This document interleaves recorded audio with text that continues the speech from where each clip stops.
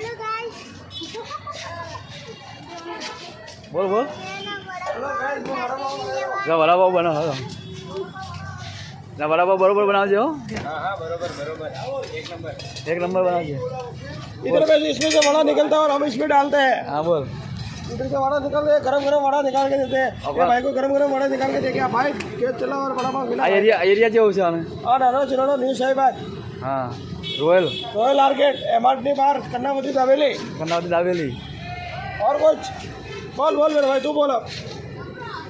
બોલ फटाफट ફટાફટ બનાવી દે फटाफट बना તો વડાપાવ બનાવે ચાલો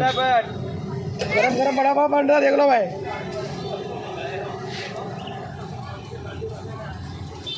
હવે વડાપાવ દેખાય